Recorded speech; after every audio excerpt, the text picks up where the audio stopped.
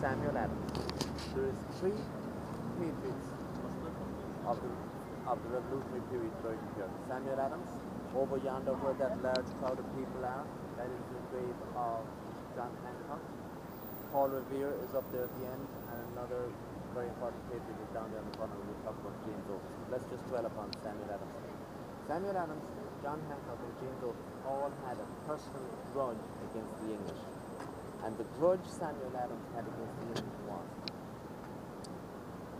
in the 1750s and 1760s, the common complaint today and then and always is lack of money.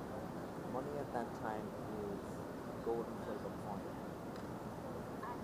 They came up with a new plan to issue what's known as specie money, S-P-E-C-I-E. That was money that was going to be backed by land. We call that land money. The theory and the idea behind it is that if we can introduce fresh liquidity into the system, we will lead to a growth and commerce will increase, which it does every time. That's exactly what happened. However, the English did not like the colonies to have power over their money supply. Because when you have power over your money supply, you can get up to a lot of things that's a bit nefarious. So, in 1764, they passed what was known as the Courtesy Act of 1764, and that outlawed this specie money. When the specie money was outlawed, of course, it led to a deflation and a contraction in business, and that backward Samuel Adams fought. That is why he had a hatred against the English. Now, as you see there, he was a governor of the state of Commonwealth of Massachusetts. He was somewhat of a famed businessman in all his endeavors, leading his failure as a tax collector, which is very difficult to do.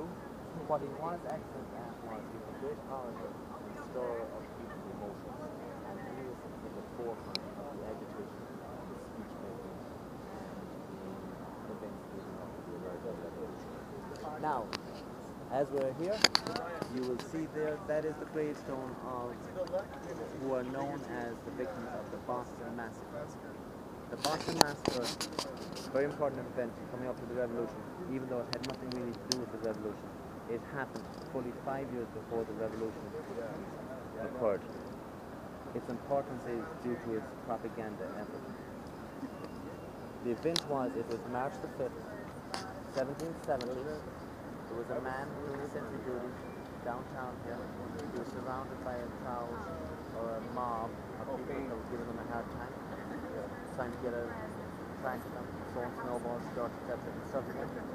They were joined, the one soldier was joined by 8 others and an officer. The crowd grew larger and larger, and eventually what happened, what had to happen, one soldier fired into the crowd, followed by the rest. 5 people were killed, and that basically was the Boston Massacre. It was a mob action, a riot.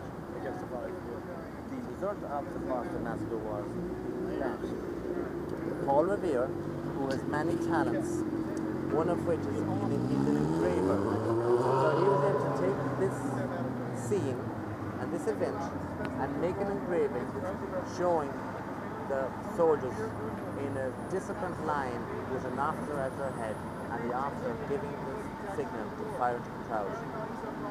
Had that been the case, it would have been a massacre, but of course that wasn't the case whatsoever.